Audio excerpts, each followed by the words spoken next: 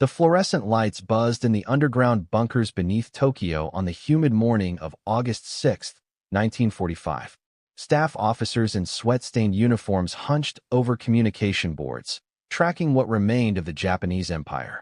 Everything seemed routine until 8:30 a.m., when something impossible happened. An entire city vanished from the grid. General Korechika Anami, Japan's war minister, stared at the blank communication board for the Chugoku military district. No morning reports from Hiroshima. No updates from the 400,000 people living in Japan's eighth-largest city. The radio operators frantically twisted their dials, hearing only static where bustling military headquarters should be transmitting. A young communications officer approached, trembling despite the underground cool. "Sir, we've lost all contact with Hiroshima. Every frequency. Everything went silent at 8:15 this morning." In 4 years of brutal warfare, cities didn't simply disappear. Not cities with major military installations. What force could instantly silence hundreds of thousands of people? But here's what made this moment so critical. The 6 men who controlled Japan's fate weren't panicking. They called themselves the Supreme War Council, and they possessed knowledge that made them dangerously confident. General Anami, Admiral Soemu Toyoda, General Yoshijiro Yamizu, Prime Minister Admiral Kantaro Suzuki, Foreign Minister Shigenori Togo, and Navy Minister Admiral Mitsumasa Yanai. These weren't desperate men clinging to false hope. They knew secrets about atomic weapons that shaped every decision they made. Since 1940, Japan had been racing to build its own atomic bomb through 2 programs. The Army's NGO project under Dr. Yoshio Nishina and the Navy's FGO program under Dr. Bunsaku Arakatsu. Nishina wasn't some amateur scientist. He'd worked with Niels Bohr in Copenhagen and understood atomic fission better than almost anyone alive. His research had taught him something crucial that now poisoned Japanese military thinking. Building atomic bombs was virtually impossible. The uranium enrichment required industrial facilities beyond imagination. Massive electromagnetic separation plants. Thousands of tons of uranium ore. Electrical consumption that would drain entire regions. Japan's top scientists calculated that even the mighty United States, with its untouched industrial base, could produce maybe 1 or 2 such weapons. 3 at most if they'd started earlier than anyone suspected. This wasn't ignorance. This was expert knowledge that had become a trap. When scattered reports started filtering in about Hiroshima, the military leadership dismissed them with absolute confidence. A small number of B-29s attacked with a new type bomb, read the first report. Admiral Toyoda barely glanced up. He'd survived massive B-29 raids that destroyed 42 Japanese cities. This was probably just a concentrated incendiary attack. But the reports grew stranger by the hour. Train schedules suspended indefinitely. Military communications completely severed. A reconnaissance plane described something unprecedented, a mushroom-shaped cloud rising nearly 40,000 feet into the sky. Then President Truman's announcement reached them via shortwave radio. 16 hours ago, an American airplane dropped 1 bomb on Hiroshima. That bomb had more power than 20,000 tons of TNT. It is an atomic bomb. The silence in the Supreme War Council was absolute. General Anami finally spoke with calculated calm. The Americans are engaged in psychological warfare. Even if they've developed some form of atomic device, mass production is impossible. Our own research confirms this. Toyoda nodded grimly. If they possessed an arsenal of such weapons, they would have used them months ago. This is clearly their only device. Their scientific expertise had become their greatest enemy. They knew exactly how difficult the task was, but they couldn't fathom American industrial capabilities that had redefined the possible itself. The Manhattan Project employed 130,000 workers, consumed more electricity than entire nations, and represented the largest secret undertaking in human history. Dr. Nishina's train journey to Hiroshima on August 7th took 11 hours through increasingly surreal landscape. Miles before reaching the city, he saw trees stripped of leaves, telephone poles snapped like matchsticks, and smelled something acrid that burned his nostrils. Then the tracks twisted into impossible spirals.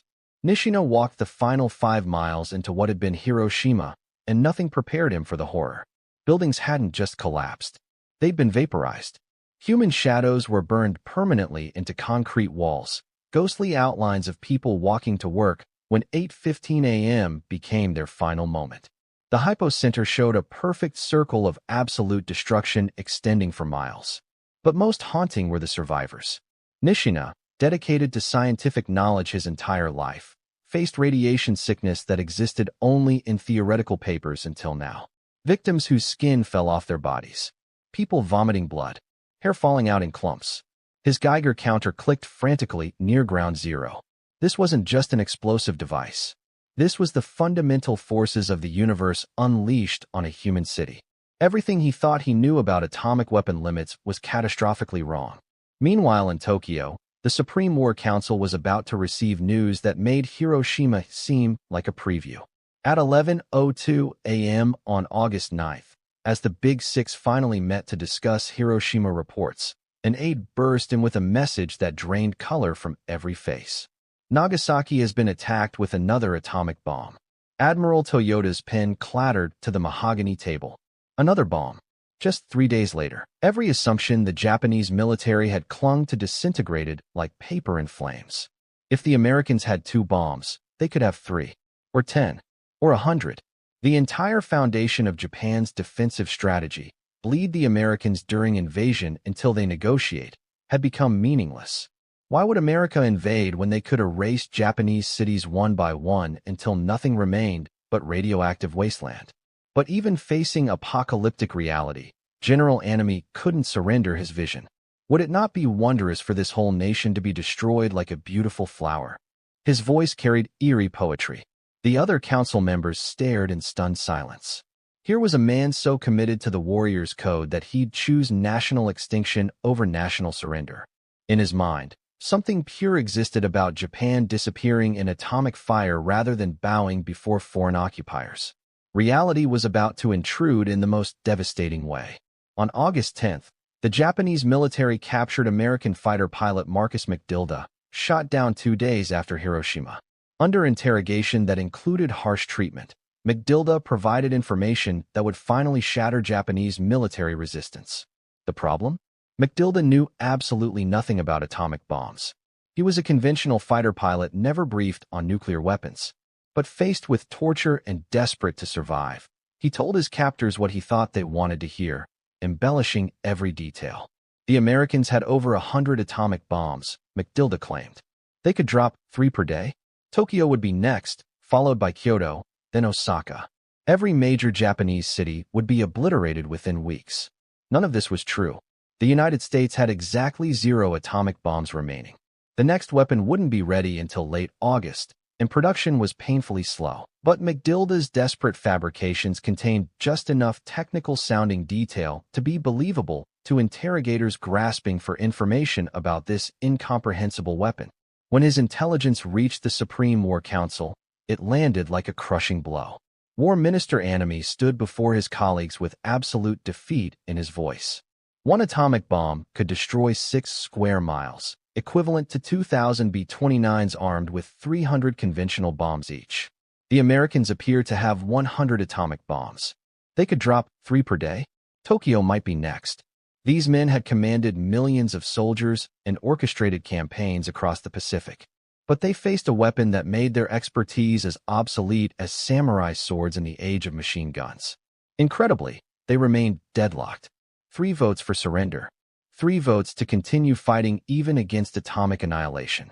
Breaking this stalemate would require something unprecedented. Just before midnight on August 9, 1945, something happened that hadn't occurred in over 1,000 years. Emperor Hirohito, the living god who traditionally remained above earthly decisions, entered the conference room and personally broke the government deadlock. The scene was surreal. The 6 Supreme War Council members plus Baron Kiichiro Hiranuma knelt around a polished table. The emperor, small in stature but carrying divine authority, spoke words that would end not just a war, but an entire philosophy of warfare. I have given serious consideration to the situation at home and abroad. We must bear the unbearable and suffer what is insufferable. In that moment, Japan's military leaders faced the ultimate choice between honor and survival. Some accepted the new reality. Others chose different paths. On August 15th, hours before the emperor's surrender broadcast, General Anami performed ritual seppuku in his home. He died as he'd lived, according to the warrior's code that atomic weapons had rendered obsolete. His final poem, written in his own blood, spoke of loyalty to the emperor and regret that he couldn't serve longer. He never acknowledged the world had fundamentally changed. Admiral Toyoda, who'd so confidently declared Americans couldn't have many atomic bombs, reportedly spent hours after the war staring at photographs of Hiroshima and Nagasaki in complete silence, confronting the full scope of the Manhattan Project, an American industrial capacity that accomplished what Japanese scientists considered impossible.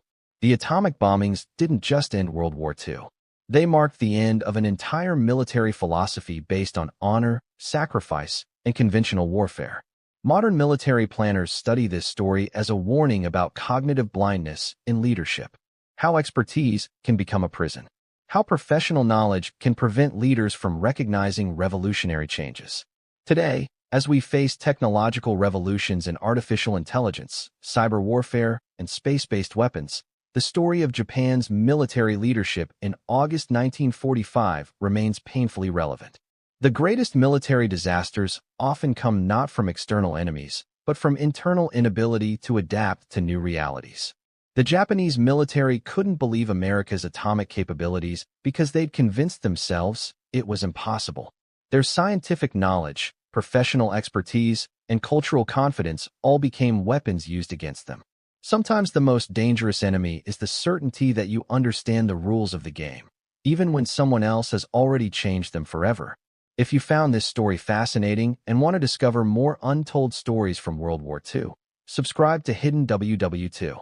We uncover the shocking truths, hidden decisions, and incredible moments that changed history forever.